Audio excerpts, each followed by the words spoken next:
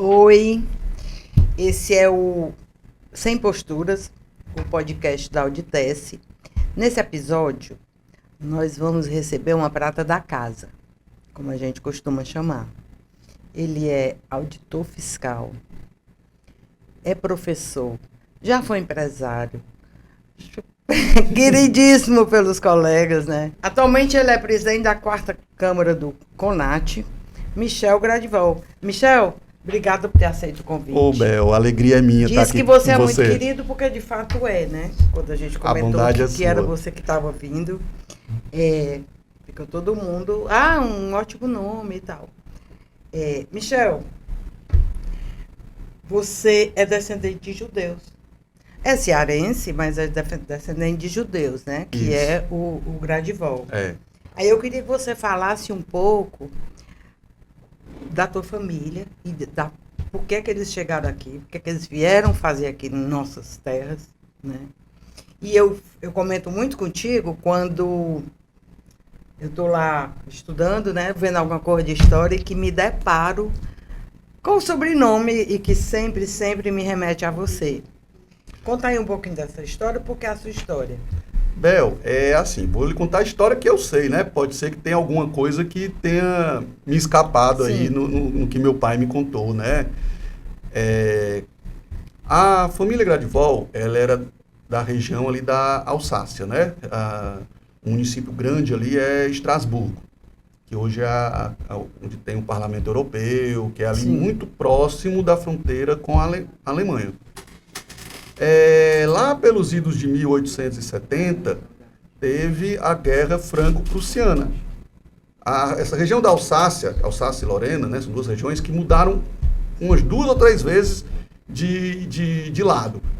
Teve épocas que elas eram alemãs, teve época que elas eram, na realidade, prussianas, teve época que elas eram francesas. Né?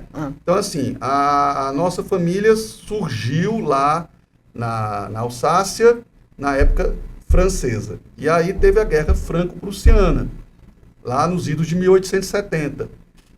E eles fugiram de lá para cá, para o Ceará, vindo pelo Porto do Camusim. Meu bisavô, Gerson Gradival, e o irmão dele. Por que que eles escolheram o Ceará? Para mim, assim, é uma incógnita. Talvez eles já tivessem algum ancestral, algum parente aqui, não que é? tenha já vindo aqui para o Ceará em algum momento, né? Eu sei que eles vieram lá pelo Porto de Camusim e foram a ferrovia que saía do Porto de Camusim, em vez de vir para Fortaleza, ia para Sobral. Então eles foram para Sobral, aí lá eles começaram a conhecer essa coisa de trabalhar com carnaúba, com cera de carnaúba, com algodão, para exportar para a Europa. E aí começaram esse negócio de importação, importava tecidos, exportava algodão e cera de carnaúba. Basicamente esses produtos, mas eram uma gama, né? Uma coisa interessante é assim, quando acabou a Guerra Franco-Prussiana, os 2 irmãos voltaram para a França. Só que o meu bisavô, ele ficou nessa de ficar indo e vindo e manter realmente essa atividade de importação e exportação. Então, ele veio para cá, começou uma atividade econômica muito forte na região de Quixadá, que era onde o algodão era muito forte naquela época. Sim. Né?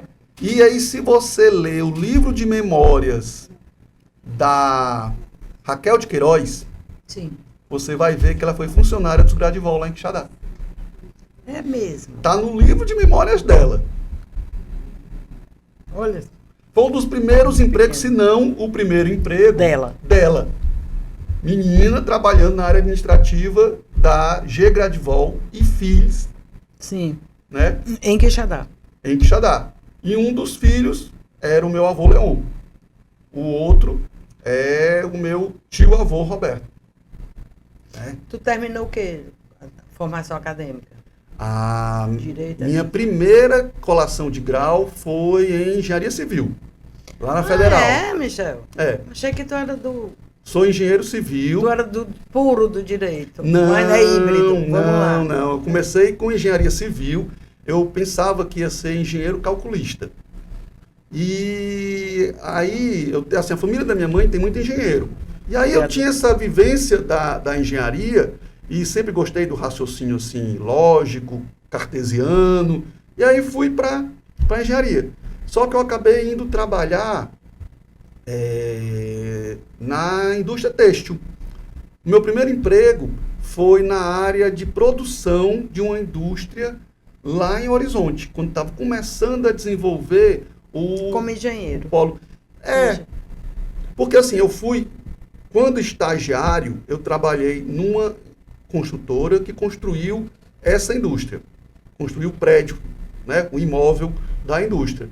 Então, o pessoal da indústria gostou de mim e, Michel, tu não quer vir trabalhar aqui, não? Eu digo, vou, na hora. Doido para pegar um emprego, né? Recém-formado. Recém-formado. Aí vou demais. E aí fiz essa transição. Aí eu fiz a especialização em engenharia de produção também, lá na Federal. Na época não tinha graduação em engenharia de produção.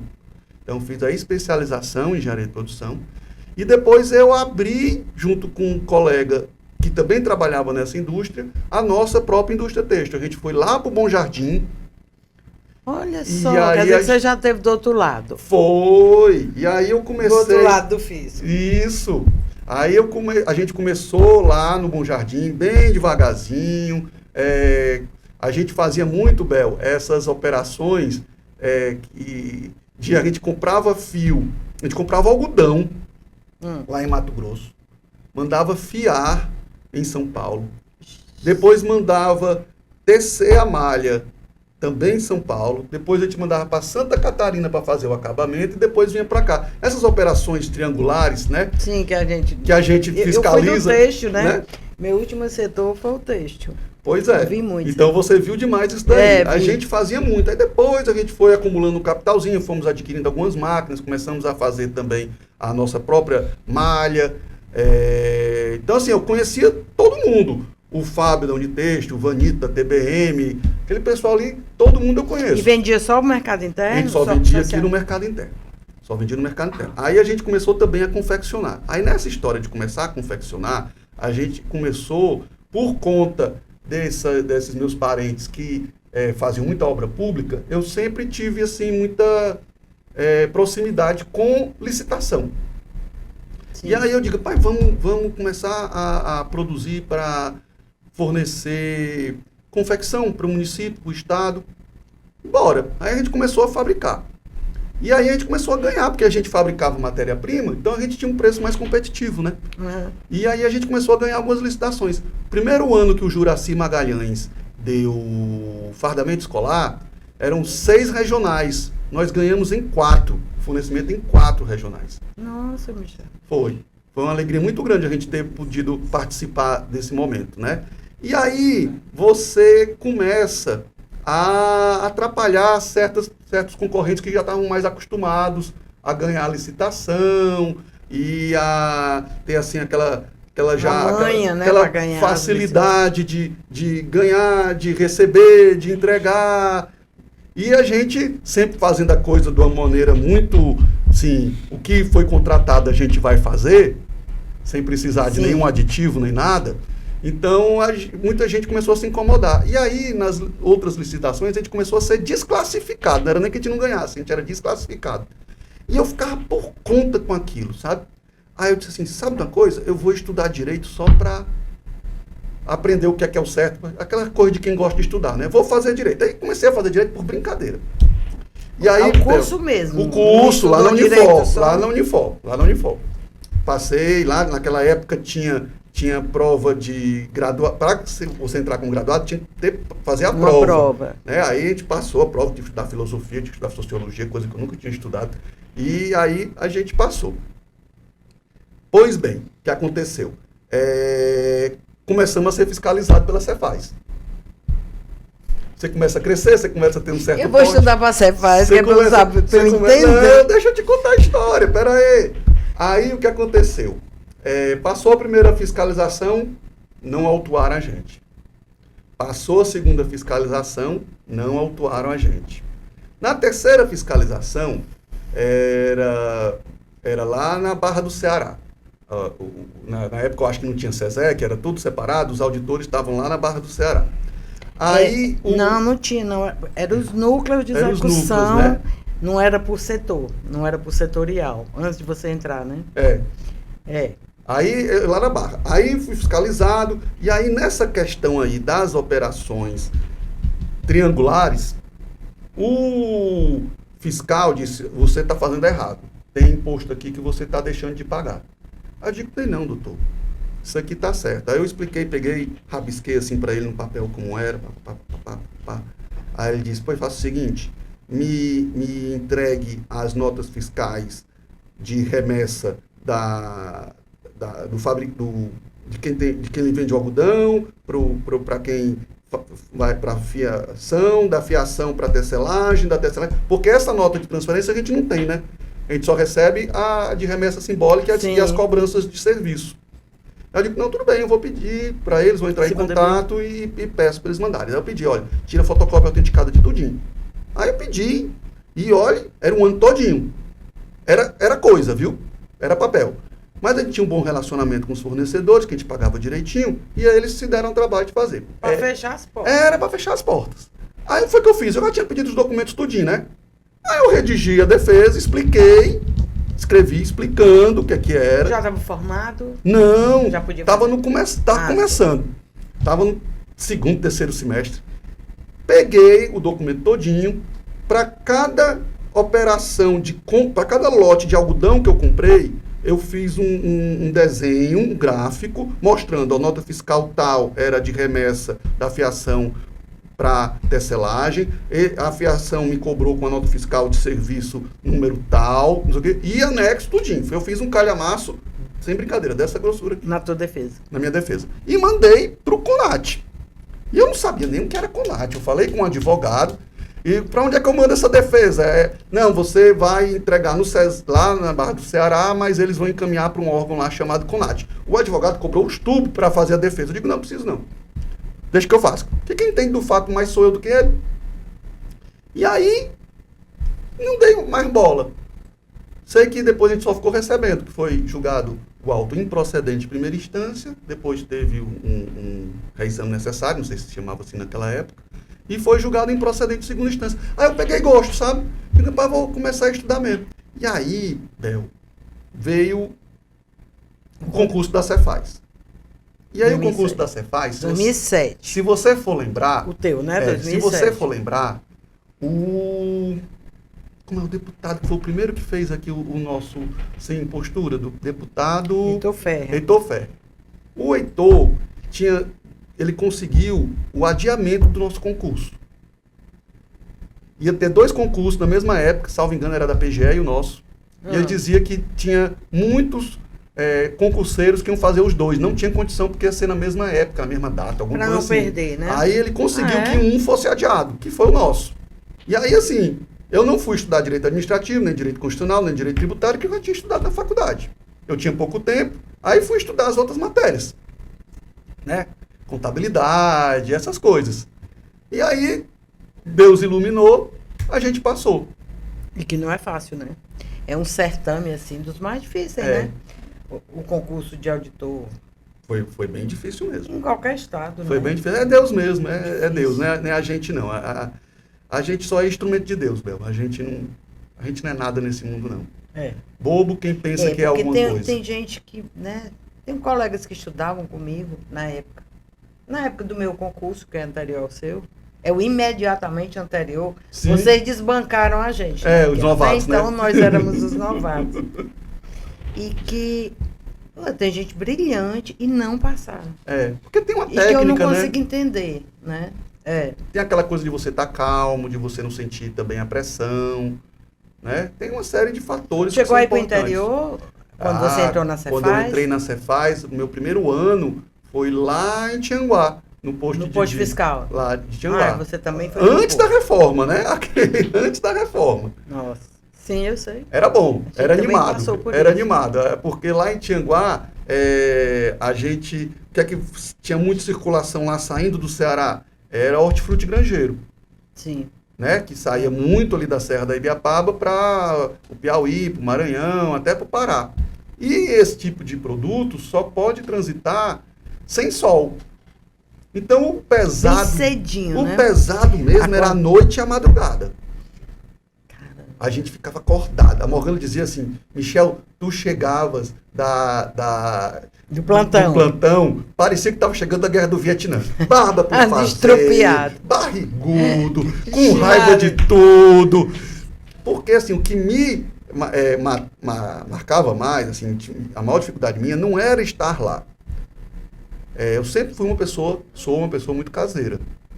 Então gostava muito de estar do lado da minha família. Mas o que me matava era a questão que você, numa noite você estava dormindo, na noite você estava acordado. Como o plantão era de 8 horas, em vez de ser de 12 em 12, se fosse 12 em 12, naquelas 12 eu estava sempre acordado, naquelas outras 12 eu estava sempre dormindo. Sim.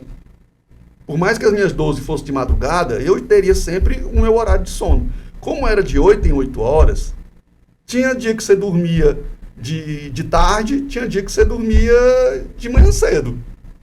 E o meu organismo não se adaptou bem a isso. Então, para mim, era muito duro essa parte do 8x8. Quanto tempo? 1 ano. Foi mesmo? Foi 1 ano só. Foi 1 ano. E assim, não me arrependo de forma Mas alguma. todo mundo do teu concurso, pelo menos, todo mundo foi pro interior, teve com raras que exceções. cumprir essa parte. Quem foi auditor fiscal foi todo mundo pro interior. E aí eu passei esse ano lá, depois eu fui para a SESEC, não cheguei direto nas setoriais, eu fui auxiliar o orientador da SESEC na parte administrativa, que também aprendi bastante, na época era o Augusto, depois o Augusto saiu e veio o Frutuoso. Augusto Teixeira.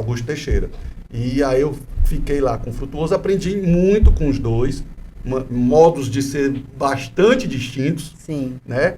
Mas, assim, aprendi demais. Então, vamos aproveitar que você já falou 2 vezes no CONAD, o nosso ouvinte não, seguidor. Nem todo mundo é do fisco, né? Aí eu queria que o Michel explica para o pessoal o que é o CONAD. E o que é que você está fazendo lá hoje. Tá, joia. Para ouvir de você. Vamos lá. Explica direitinho, como se eu tivesse 6 anos de idade. Vamos lá. Vamos lá, perfeitamente. Bom, uma das funções da Secretaria da Fazenda é arrecadar. A gente tributa, arrecada e fiscaliza. Quando a arrecadação não se dá de forma espontânea, nós temos que fiscalizar.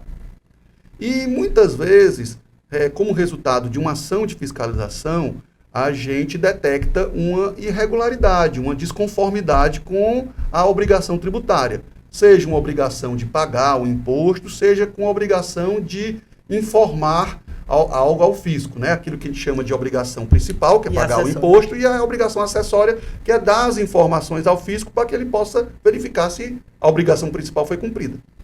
Então, quando a gente encontra uma desconformidade, uma irregularidade, quando você está em ação fiscal, já não há mais aquela possibilidade do contribuinte usar da espontaneidade, dizer, reconheço que estava errado, que existe. Antes de começar a ação fiscal, o contribuinte pode, né, usar da espontaneidade e dizer, olha, errei aqui, porque quis ou sem querer, mas errei. E quero desfazer o meu erro. Como é que eu faço? E aí, você não tem uma penalidade por ter cometido aquele erro. Você vai pagar, lógico, a correção monetária, você vai pagar alguma multa de mora, mas você vai usufruir da espontaneidade. Quando a ação fiscal já começou, o contribuinte não tem mais essa opção da espontaneidade, está lá no Código Tributário Nacional. E aí, o que é que resta à administração tributária fazer? Lavrar um auto de infração. E assim como a gente pode questionar uma multa no trânsito, quando a gente está no trânsito, o pessoal da AMC multa a gente não pode dizer, olha, não pode fazer a defesa? Da mesma forma, pode o contribuinte fazer isso, com auto de infração, né, tributário. E o contencioso administrativo tributário é a estrutura que as administrações tributárias têm, ou deveriam ter, porque nem todas têm, mas todas as administrações tributárias estaduais têm, todas as administrações tributárias dos municípios que são capital de estado têm, todos os grandes municípios lá do sul e do sudeste têm, mas nem todos os municípios do Ceará têm. Eu acho que você conta, talvez tenha 10, 15 municípios do Ceará que tenham contencioso, que é uma estrutura montada para receber e julgar essas impugnações, esses questionamentos aos autos de infração. Então, o CONAT, ele tem a primeira instância, que são servidores da Cefaz, que fazem um julgamento individualizado, pega lá a impugnação, pega o auto de infração e verifica, olha, as alegações do contribuinte procedem de maneira tal que leva à improcedência do auto de infração ou só procedem parcialmente. E aí o julgador julga parcial procedente do auto de infração. Então, um auto de infração que era de R$100 mil vira um auto de infração de R$30 mil. E aí, depois desse primeiro julgamento, tanto o Estado pode recorrer, como o contribuinte pode recorrer. E aí vai para uma segunda instância, que é uma instância colegiada e paritária. Colegiada no sentido de que vai para uma Câmara de julgamento, mais ou menos como é no Poder Judiciário. A primeira instância é um juiz monocrático, na segunda instância vai para o Tribunal de Justiça, e lá tem os desembargadores. Então, a segunda instância do CONAT é como se fosse isso, tem lá a Câmara, que os conselheiros julgam em conjunto. E metade de cada Câmara tem conselheiros indicados pelo fisco, a outra metade é indicado pelos contribuintes. Então, a gente tem lá um novo julgamento. Quem é que escolhe dos contribuintes? Qual é o órgão? São 8 entidades que indicam, né? Dentre elas a FIEC, a FAEC, a FECEM. Cada um indica um. Tem a lei do CONAT estipula que tem 4 instituições que indicam 2 e 4 instituições que indicam 1. Né? Então, assim, a FIEC, que é da indústria, do comércio, a das micro e pequenas empresas, a da agricultura, a OAB. Então, são 8 entidades. E os indicados pelo fisco é o secretário da Fazenda que indica. Eu só te interrompendo, eu já respondi muito a seguinte provocação. O CONAT funciona mesmo? Como é que obviamente que de um público externo, ou de alguém que foi autuado, enfim, que é duvidando da imparcialidade do CONAT, né? E aí eu sempre coloco isso, né? Que na mesa sentam representantes dos dois lados. Acho que é uma busca de justiça fiscal. Minimamente, não é isso? Isso, perfeitamente. Eu tive a oportunidade... Mas é interessante aí para o pessoal saber. Eu tive a oportunidade de começar... foi a Antônia Torquato que, quando ela saiu, ela, junto com a Marta, que a Antônia terminou o segundo mandato dela, porque lá você tem um mandato, na segunda instância você tem um mandato. Na primeira instância, não. A sua lotação é a célula de julgamento. Mas na segunda instância, tanto os indicados pelo fisco como os indicados pelos contribuintes têm um mandato, ao mesmo tempo. Né? Eram 3 anos, mudou recentemente para 2 anos. Então, quando terminou o segundo mandato, em que a Antônia Torquato era presidente, ela, junto com a Marta, que foi a presidente que a sucedeu, montaram a nova composição, né, junto com o secretário da Fazenda de então. Pois bem, aí eu tive a oportunidade de ser convidado por elas para ser conselheiro. E aí eu fui por 2 mandatos, e agora, por indicação da Marta e da secretária, que era a Fernanda Pacobaíba, eu estou, né, presidente de uma das câmaras. Então, é um cargo... Tem um prazo certo? Também tem um mandato, é o mesmo mandato. Tem um mandato. Faz parte do mesmo mandato. Também são 2 anos de mandato, começa e termina. Inclusive, estamos concluindo o nosso mandato agora em dezembro. Né? Aí o que acontece? Uma coisa que eu sempre falo para os conselheiros. Olha, a gente aqui tem que se despir das nossas atividades precedentes. É lógico que tudo que a gente viveu faz a nossa personalidade, faz os nossos valores, cria. E a partir deles é que a gente vai aplicar a lei aos fatos que são apresentados para a gente. Mas a gente tem que se despir. E eu digo assim, talvez seja mais difícil se despir por parte dos indicados pelo contribuinte do que por parte dos indicados pelo fisco. Por quê? Porque nós que somos indicados pelo fisco, a gente fica só no CONAT.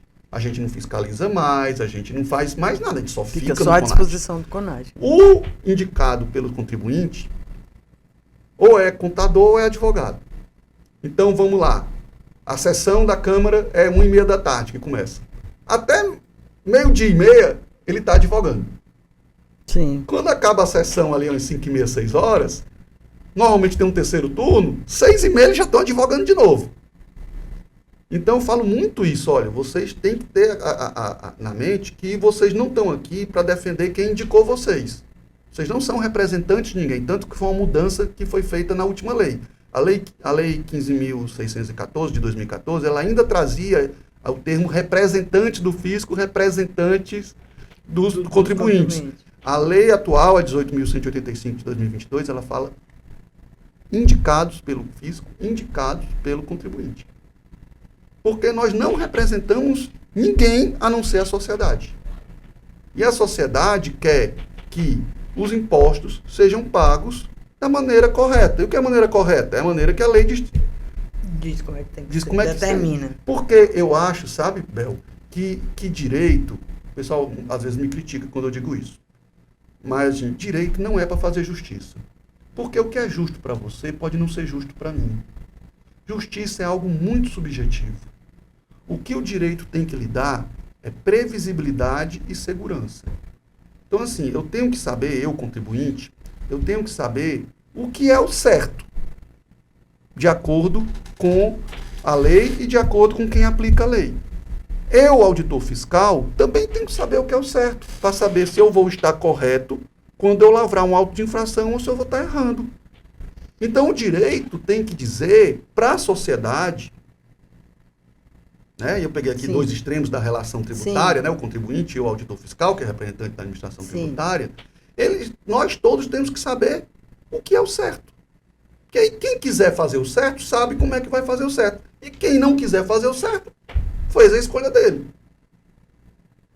Então, direito é para dar previsibilidade, segurança, para que as pessoas possam tomar suas decisões.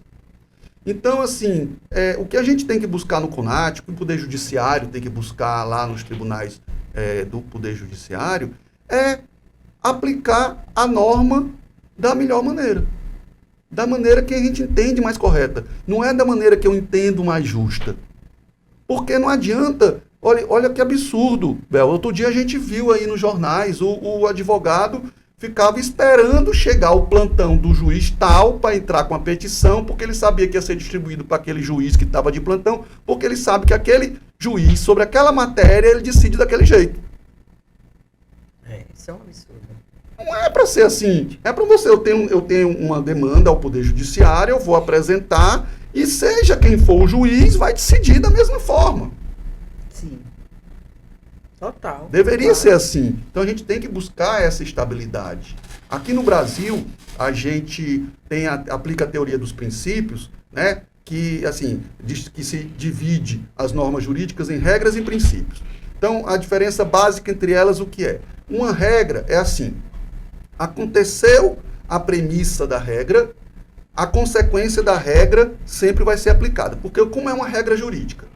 Ela tem um antecedente e tem um consequente. O antecedente traz a hipótese, né? Uma situação hipotética. Então, ele diz, se acontecer de você vender uma mercadoria, é a hipótese, é o antecedente da regra jurídica, traz o consequente. Qual é a consequência? Você vai ter que pagar ICMS. Então, a regra é muito clara.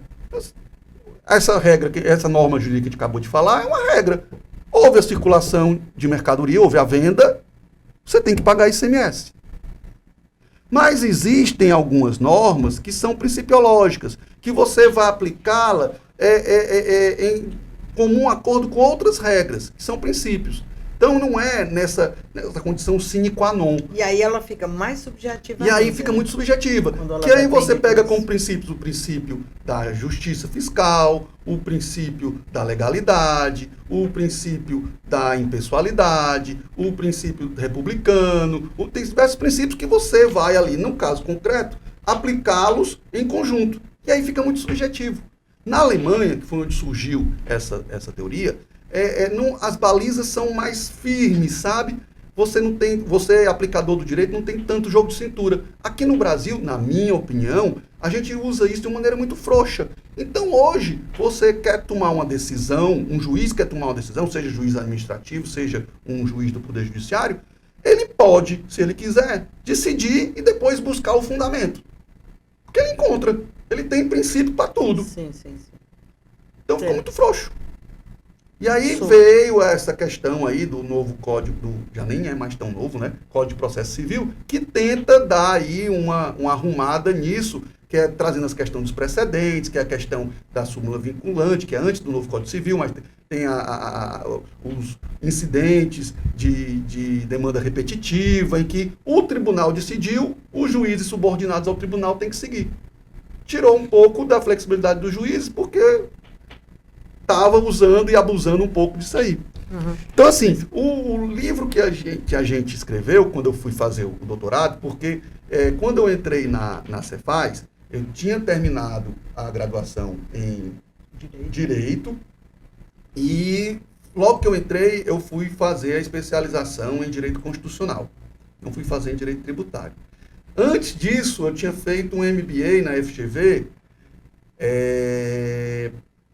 quando eu era empresário. Foi um MBA em gestão privada. Não era em gestão pública, era em gestão privada, que era o que me interessava naquela época, né? E aí eu fiz em Direito Constitucional, já tinha esse MBA, que na minha cabeça, ingenuamente, eu tinha como fosse um mestrado. Aí eu digo, vou fazer um doutorado.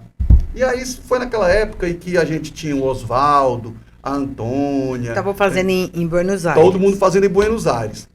E aí eu, poxa, se os caras que entendem tudo na Cefaz estão fazendo, eu vou tentar fazer também. E deu certo eu ir, né? E aí eu fiz o doutorado lá, fiz assim, foi excelente, porque me deu a oportunidade de eu fazer uma forte amizade com o Juraci, com o Leilson, que era, né, o Carlos, o William. Banco de escola une muito, né? Não é? Parece que volta todo mundo para aquela idade.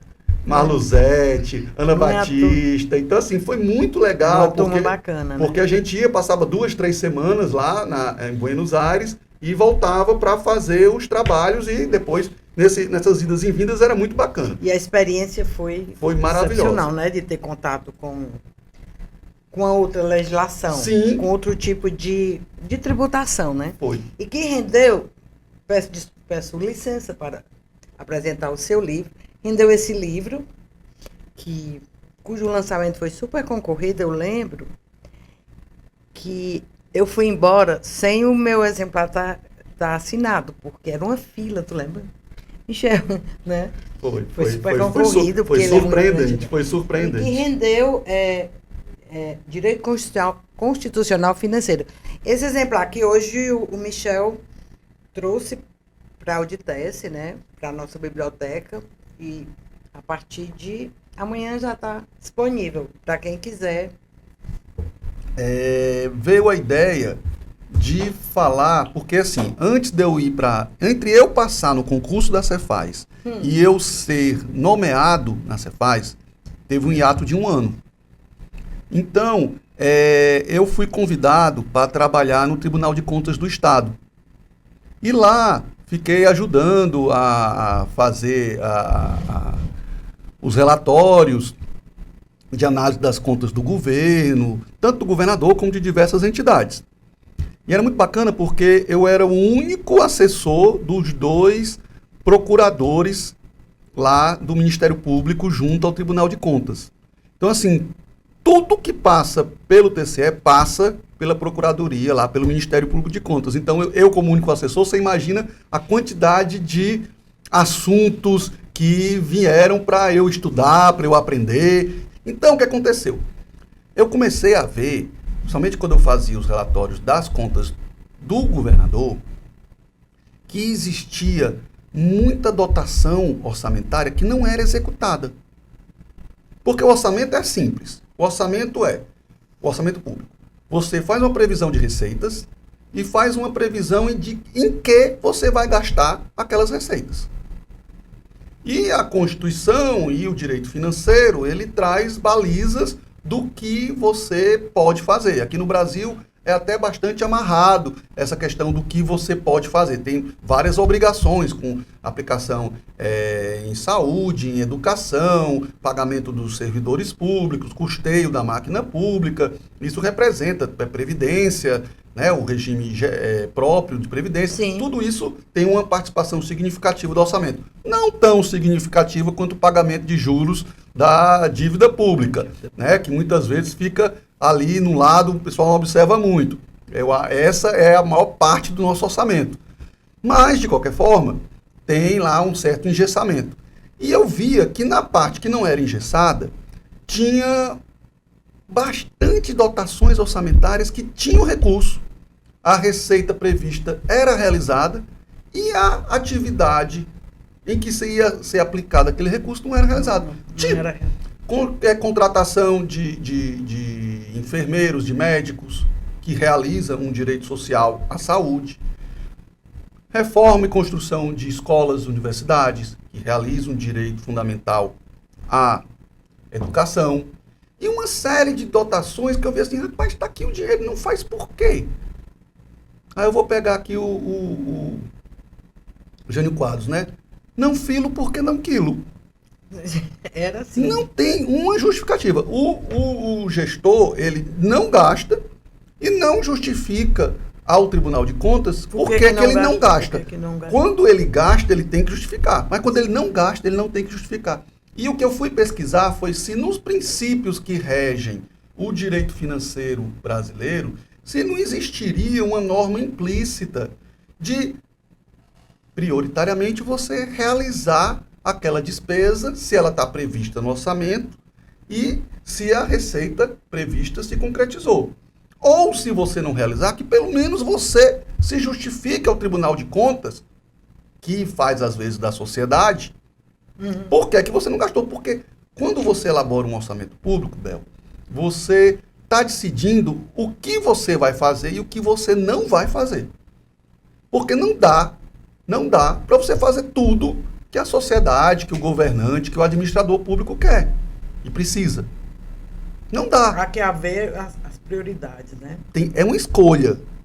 Uma escolha feita dentro de um processo regulamentado também pelo direito financeiro, né? Que é para ser iniciado pelo Poder Executivo, mas é para ser capitaneado pelo Poder Legislativo, que tem uma maior representatividade, porque no Poder Legislativo, em tese, várias camadas da sociedade estão representadas. No Poder Executivo, pelo princípio majoritário, está a fatia da população que tem a maior representatividade. No Congresso, não. Você tem deputados que representam diversos grupos. Sim.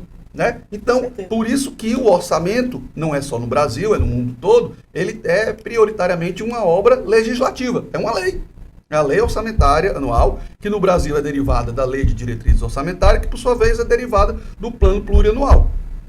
Então, quando você escolhe o que você vai fazer, você formaliza isso através de dotações orçamentárias. Você coloca lá no orçamento que tantos R$1.000 vão ser utilizados naquela atividade. E você via no final do ano, quando o governador prestava conta, não falo governador, mas são os prefeitos, é o presidente, o governante, prestava contas, ele simplesmente não cumpria, você via lá. E os relatórios faziam nível de execução orçamentária das atividades realizadas à saúde, tantos por cento. E a gente via que em algumas atividades chegava a zero. Aí, vamos estudar isso. E daí a gente foi olhar os princípios, né? E aí a conversa dos princípios, da teoria dos princípios, né? Pegar os princípios, e aí surgiu direito constitucional, porque os princípios estão na nossa Constituição. Direito constitucional financeiro, são as normas voltadas para as finanças públicas. Vamos lembrar que o direito tributário é derivado do direito financeiro. Primeiro surgiu o direito financeiro e depois uma especialização de parte do direito financeiro se tornou o direito tributário, que a maior fonte de recursos públicos é a tributação, mas não é a única. Né? A gente pode, dentro do patrimônio público, você pode ter receitas de, por exemplo, você tem um terreno que pertence ao estado do Ceará. Hoje nós temos aqui no Ceará uma instituição que coordena todos esses imóveis, né? Que até um colega nosso que está lá, um fazendário que está à frente. Então a gente pode ter receita. Tem algum alugado, não, né? Não, pois é isso justamente. É dinheiro parado, você podia gerar receita. Então por isso que eu digo que o direito tributário, ele é é uma legislação que cuida de uma das fontes de recurso do Estado. Mas você pode ter receitas que no direito financeiro são tidas, inclusive, como receitas primárias. Você sabe que a receita tributária é uma receita secundária. A receita primária é aquela decorrente do patrimônio público. E no Ceará e no Brasil como um todo, a gente tinha até então uma gestão muito fraca nisso, né? Então, assim, lembrando, direito tributário é filho do direito financeiro. Veio uma especialização de uma área do direito financeiro, sim. Que são as receitas tributárias. Então, a gente foi aí para essa parte do direito financeiro para ver se existe uma obrigação decorrente dos direitos fundamentais de se cumprir a dotação orçamentária ou de pelo menos justificar. E foi isso que a gente concluiu, que existe essa norma implícita no nosso ordenamento de que ou você realiza ou você justifica. Não realizar e não justificar, na nossa tese, é inconstitucional. Por isso que o subtítulo é Direitos Fundamentais. Quando a dotação orçamentária vai concretizar um direito fundamental, você tem, pela força normativa dos direitos fundamentais, a obrigação de cumprir ou de, pelo menos, justificar porque não cumpriu a dotação orçamentária. Porque o gestor ele tem que ter essa flexibilidade de executar ou não, ele não pode ser tão engessado. Porque se for só para cumprir o que está no orçamento, independente do que acontecer naqueles 365 dias do ano, bota um computador para executar o orçamento e vamos para frente, né?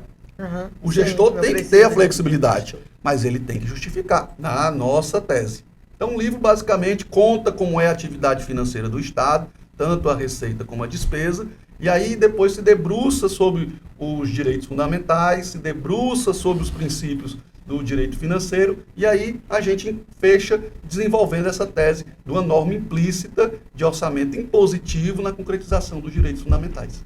Muito bom. Interessante. Faz alguns anos já, né, que esse livro foi lançado? Tem, Bel. Foi bacana. Pelo menos uns 5 anos, foi, né? assim, olha, foi um dos dias mais felizes da minha vida, não ter lançado o livro, mas ver tantas pessoas queridas lá. Lhe prestigiando. Eu sou testemunha. Tantas pessoas queridas lá. E assim... Aí como eu sou da cozinha, né? É. Eu lembro que eu tirei a foto, aí Michel, depois... Foi. Eu vou embora, e a diretoria da Auditeste, assim, fez questão de ficar esperando até o final, para tirarmos a nossa foto, filmagem, todo mundo Auditeste junto. Sempre... A Auditeste sempre muito, muito, muito querida, muito parceira. Sim. Sempre, desde o começo. Em nome da Auditeste, eu agradeço. Eu que agradeço toda a receptividade que eu sempre tenho e tive aqui. Michel, eu queria tocar em mais 2 pontos, né? Eu queria que você falasse um pouquinho sobre benefícios fiscais.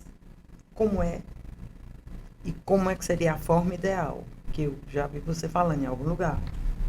Pois é. Como é hoje, como de fato ele ocorre, e como seria um modelo ideal, no mundo ideal, onde tudo funciona. Vamos lá, Bel, vamos tentar desenvolver aqui um raciocínio junto. Os benefícios fiscais, sim, né? Vamos lá. Vamos lá. Falando de orçamento, né? A Lei de Diretrizes Orçamentárias, ela exige, a regulamentação da Lei de Diretrizes Orçamentárias exige que a cada LDO tenha lá uma previsão de quanto vai haver de renúncia fiscal. Porque o nosso benefício fiscal, hoje, ele assume a modalidade de uma renúncia fiscal. O que acontece? Numa situação em que normalmente seria pago X de tributo, sim, por conta do benefício, ou vai se pagar menos do que numa situação normal se deveria pagar, ou não vai se pagar nada. Né? Então, a gente tem uma renúncia. A LDO, todas as LDOs de todos os entes, você vai encontrar lá uma previsão de quanto é que vai ter renúncia. Primeira questão, como é que se chegou a esse número? Tenho minhas dúvidas se a gente tem uma cientificidade, né? Se nós temos uma ciência, uma metodologia técnica para chegar nesse número. Porque são tantas formas diferentes de benefício fiscal. Você tem desde o benefício fiscal da cesta básica, que no nosso caso aqui, o ICMS, a gente dá uma redução, 2 tipos de redução na cesta básica. Você tem redução do IPVA para pessoas com necessidades especiais, para taxistas. Você tem um FDI para atrair investimentos industriais que são muito importantes aqui para o Ceará, né? Você tem uma gama muito grande de benefícios. E aí, eu fico pensando se a gente tem uma mensuração extremamente técnica sobre isso. Mas o problema maior não é apenas esse. O problema maior, na minha visão, é que a forma como a gente faz, ela acaba sendo pouco transparente. Por quê?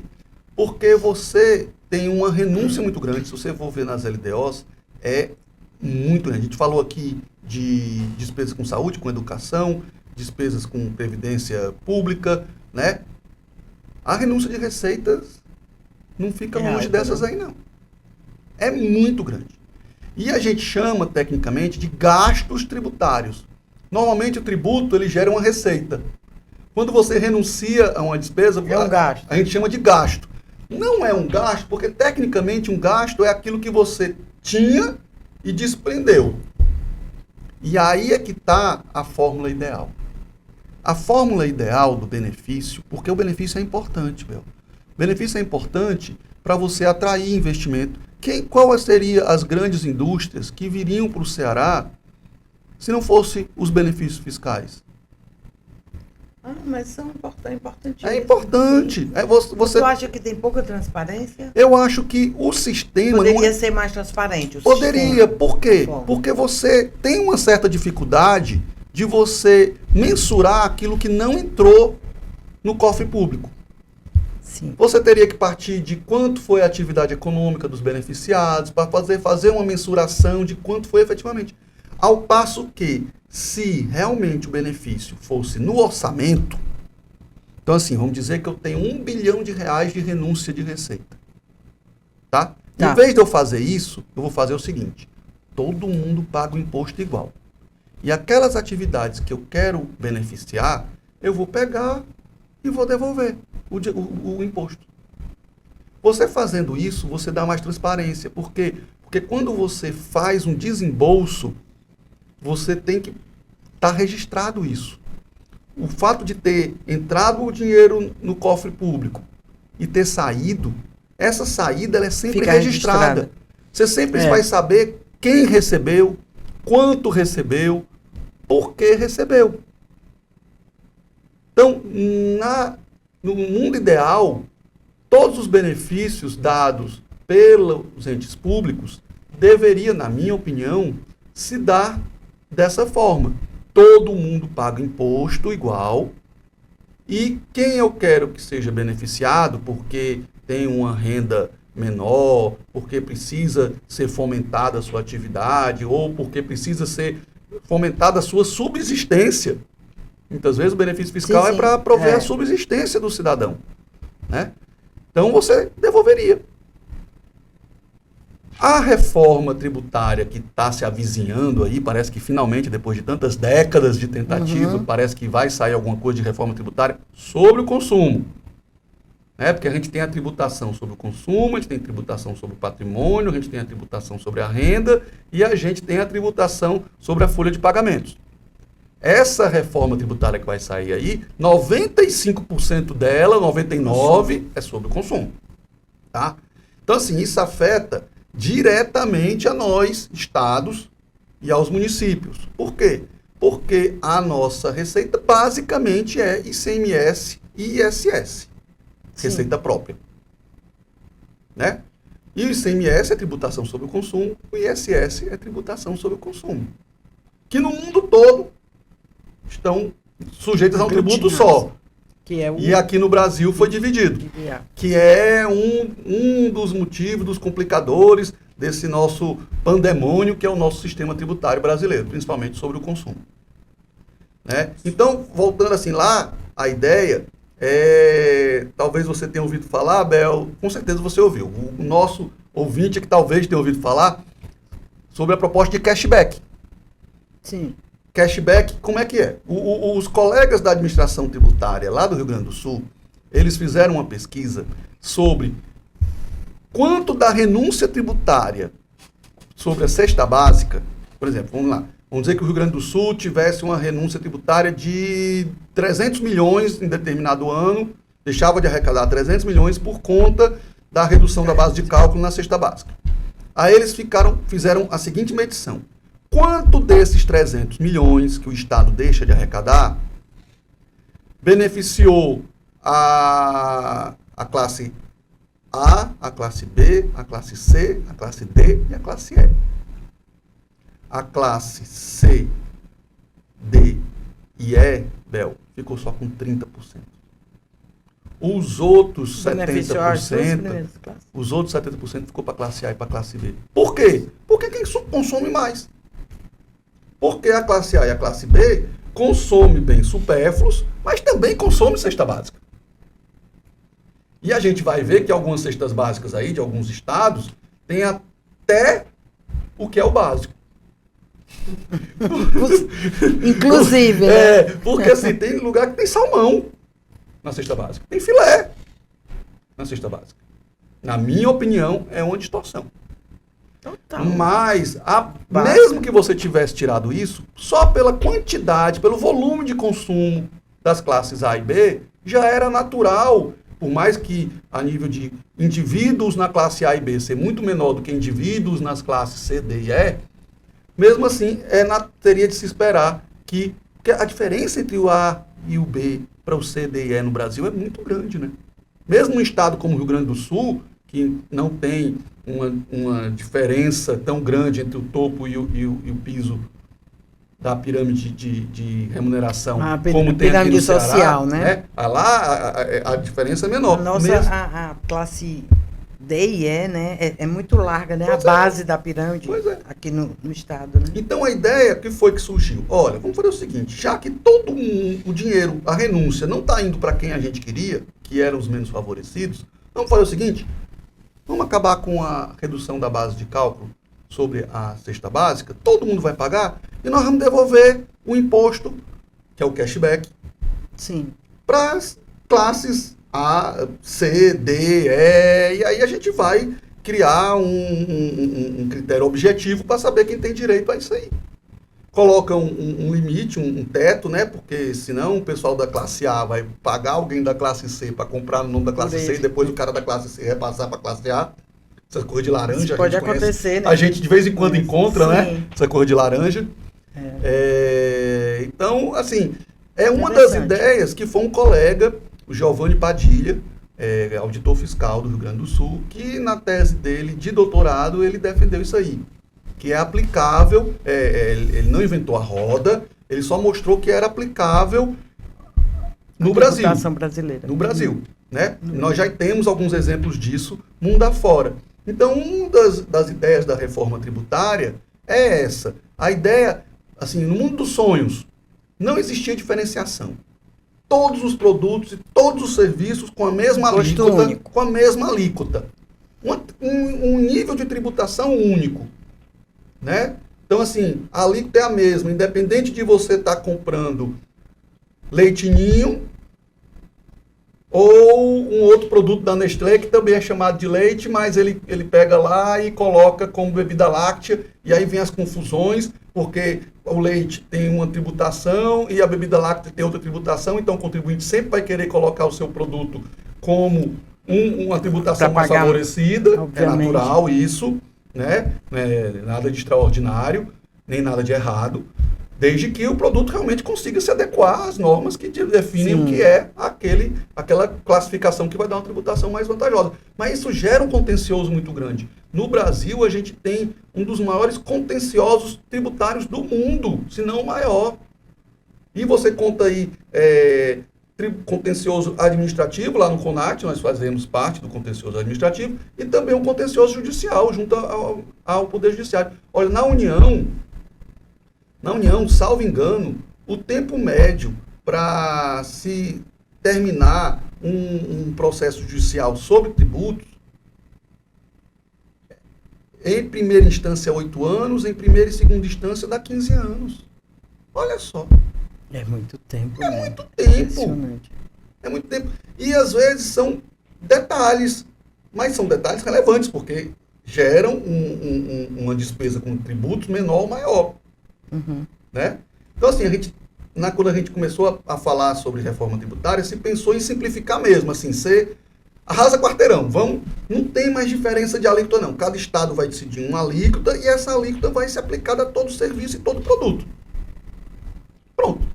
Diminui muito o contencioso. E aí, quem quiser dar benefício, você dá pelo orçamento.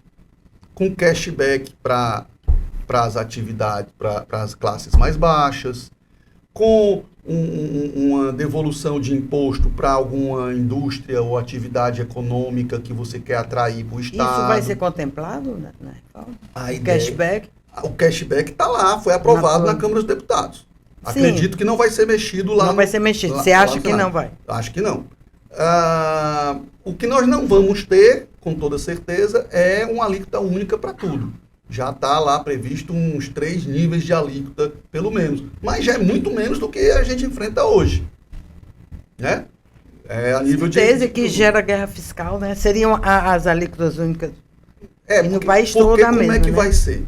Qual é a ideia dessa reforma tributária a nível de tributação? Nós temos hoje 5 tributos, essencialmente 5 tributos sobre o consumo.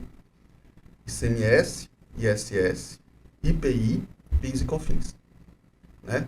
A PIS e a COFINS na minha visão, é uma invasão de competência da União na competência tributária de estados e municípios.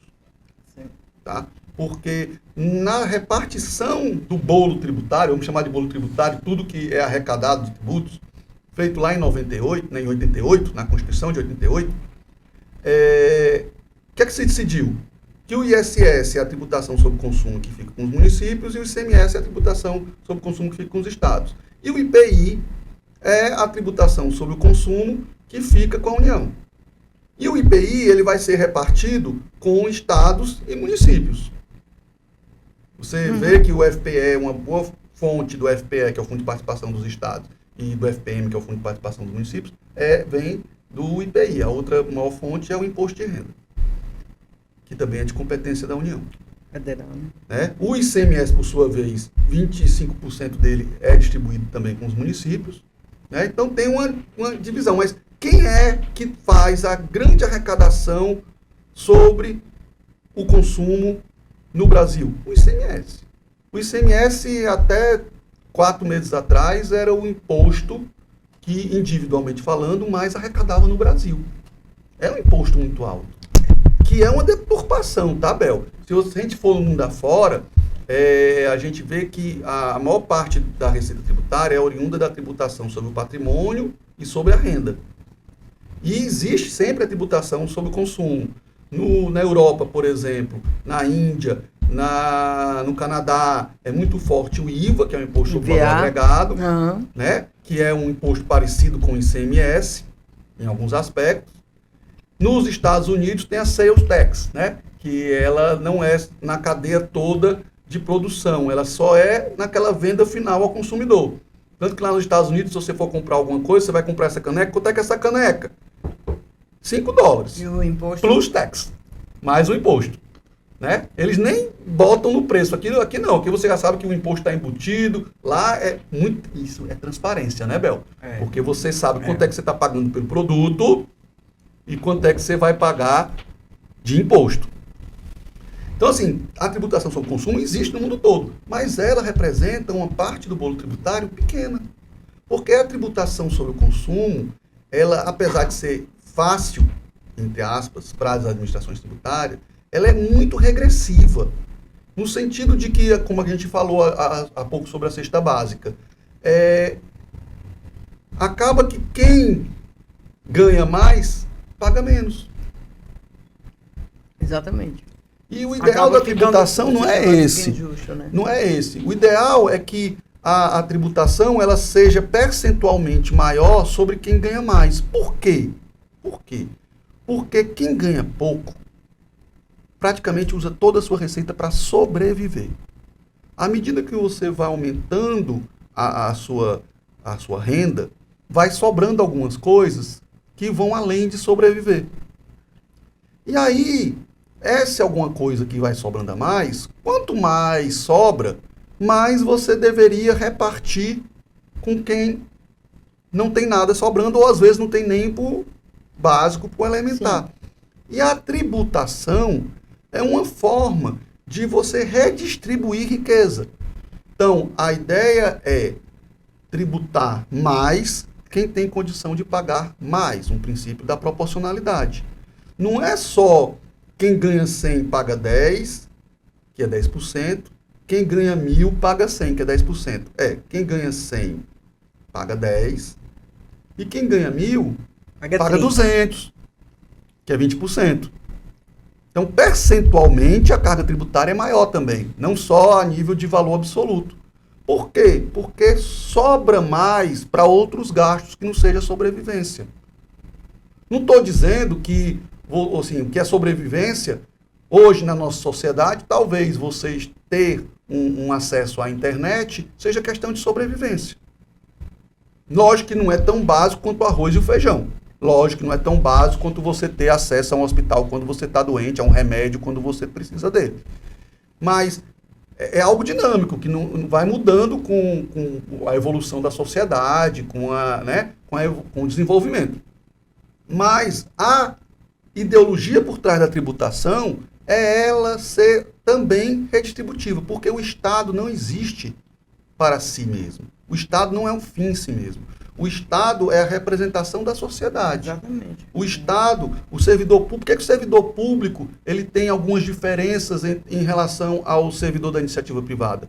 Porque, ao menos em tese, ele está ali não para defender o governante, mas para defender o governado. E muitas vezes o governante, ele, se tiver total liberdade como patrão na iniciativa privada, não tem total, mas tem muito mais liberdade perante ao trabalhador da iniciativa privada para demitir, né? Talvez, quando o governante, eventualmente mal intencionado, fizesse alguma coisa errada e o servidor público que defende o governado, fosse se mostrar contrário ao governante, ele estaria ali sobre o julgo de ser demitido de qualquer forma, só porque não fez aquilo que o governante queria. A relação é difícil. Lógico que a gente sabe que algumas pessoas se escoram nessa estabilidade e não dão a efetividade. Nós temos muitos exemplos, né? Inclusive recentes, né? Mas assim... E que se não fosse o servidor público, ele não tivesse imbuído do cargo...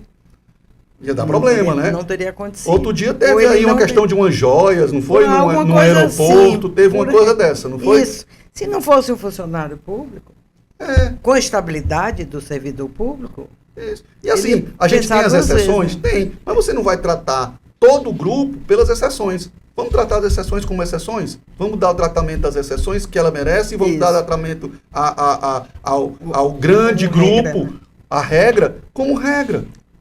Então, assim, voltando à tributação.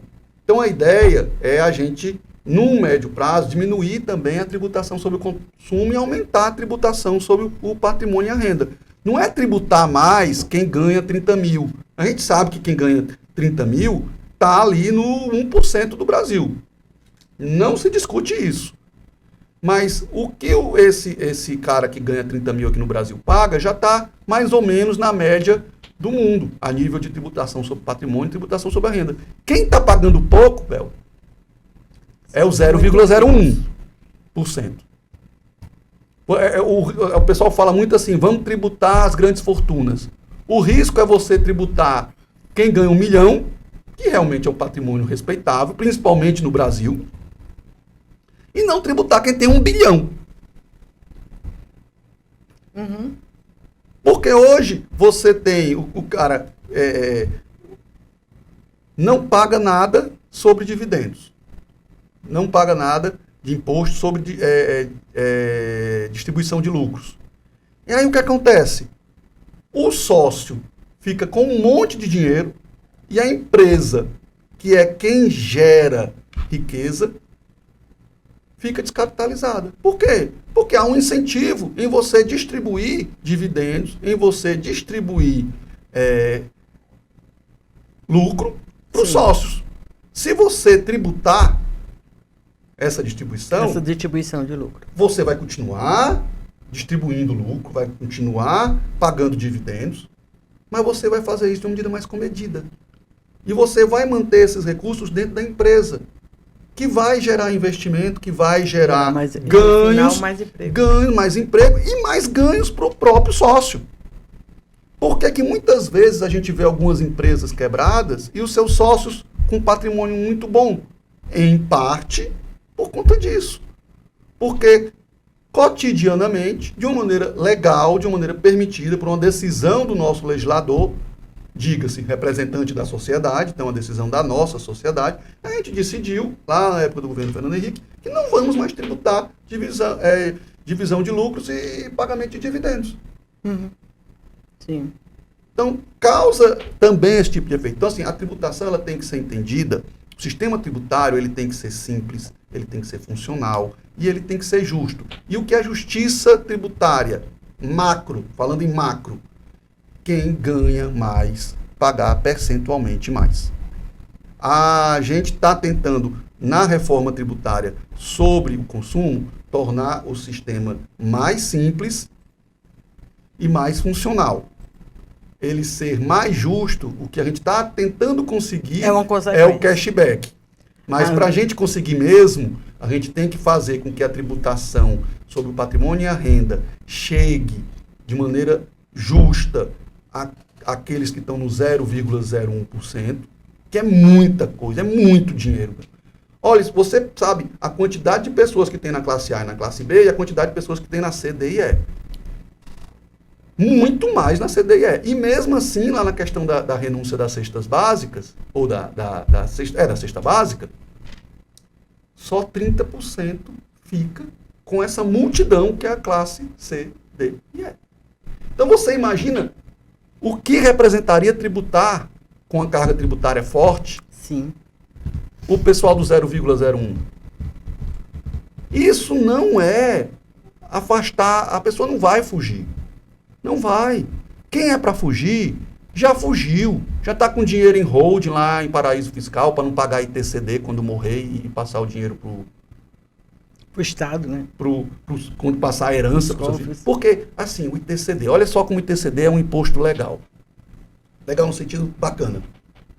TCD é imposto de tributação sobre causa-morte e doações.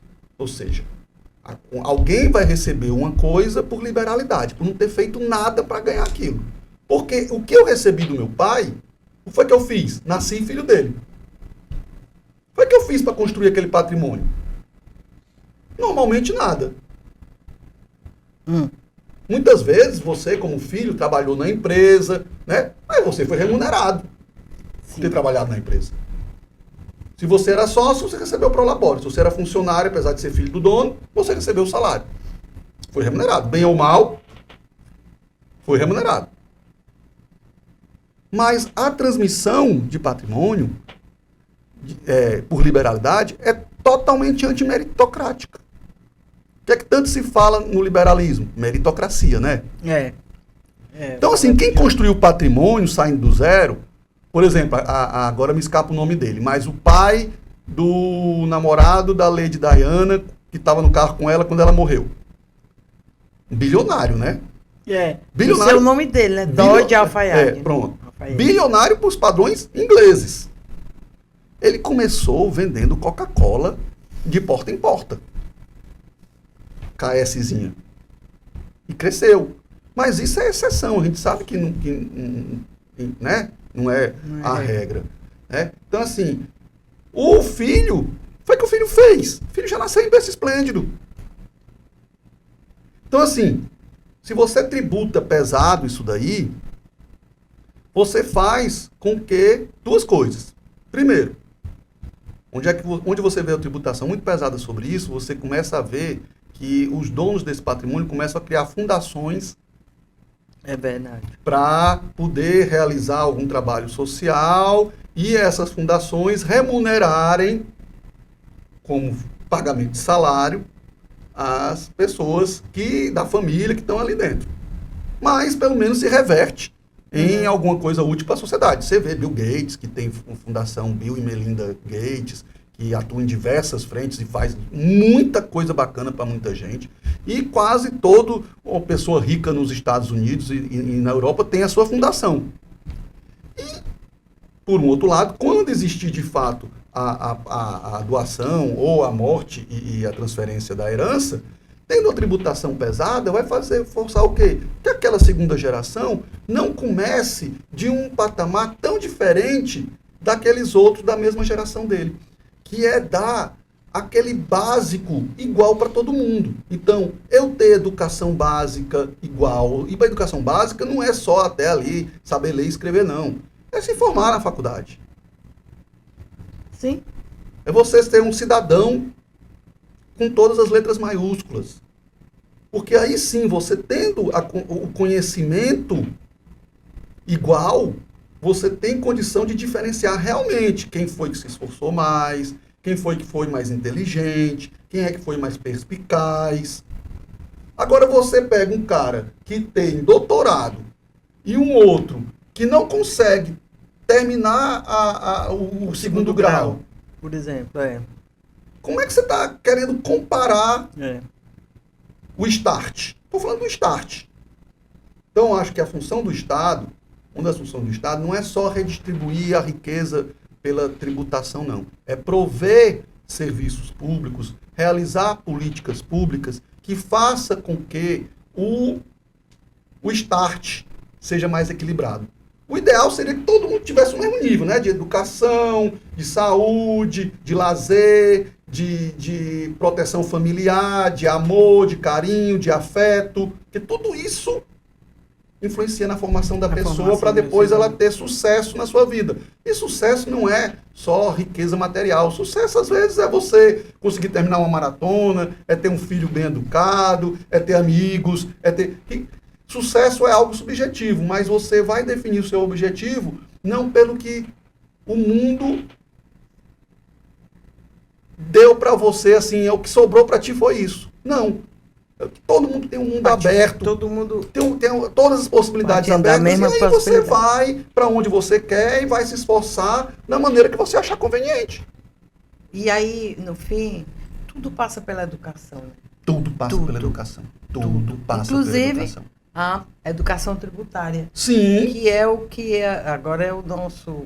Tem sido agora o nosso assunto que está permeando a Auditece, né? O Prêmio de Educação Fiscal, que começou com a Febrafit, que o Juraci, como presidente da Febrafit, fez crescer demais. E agora a Auditece assumindo o Prêmio Estadual de Educação Fiscal.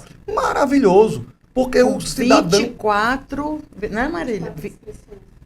É muita coisa para a primeira edição. Na primeira edição, né? Na primeira edição. Na primeira edição. E o nosso embaixador, que é o Valdones, que atendeu prontamente, sabe? E vestiu a camisa, né, do prêmio. Aproveitar para agradecer ao Valdones. Com certeza. Se ele estiver vendo. E ele virá aqui um dia. Lembra que a gente tinha nas redes sociais, né? Sim. Não tinha Riqueza do Ceará? Pois agora a gente vai colocar esse quadro no podcast. E ele certamente vai ser um dos nossos convidados. Eu só sugiro que seja assim, riquezas do estado cuja capital é Fortaleza, porque eu prefiro que você use o nome Fortaleza ao nome Ceará. Eu prefiro que você use o vermelho, azul e branco. Querido, estamos chegando aqui no fim. Foi ótimo o nosso bate-papo. Não, vou querer um segundo tempo. Vamos querer um segundo tempo. A gente pode fazer a parte 2, né? Quando estiver mais próximo aí quando sair a reforma lá no Senado, reforma, né? Quando sair, não é? Olha, Podemos marcar. A gente, Bel, vai ter aqui, falar aqui para os amigos da Secretaria da Fazenda. Pode ir fazer suas considerações. Gente, aí, nós vamos ter muito trabalho nos próximos anos. Nós vamos ter que criar uma legislação infraconstitucional para regulamentar toda essa nova tributação sobre o consumo. Nós vamos ter anos de convivência do regime antigo do ICMS com o regime novo do IBS.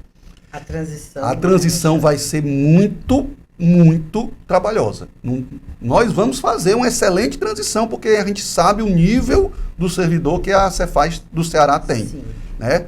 mas a gente não está desligado do Brasil, vai ser uma norma só para o Brasil todo, né? É um dos pontos da simplificação, né? Porque hoje nós temos 27 legislações do ICMS, Sim. e dentro de cada ICMS, praticamente uma legislação para cada atividade econômica. Sim.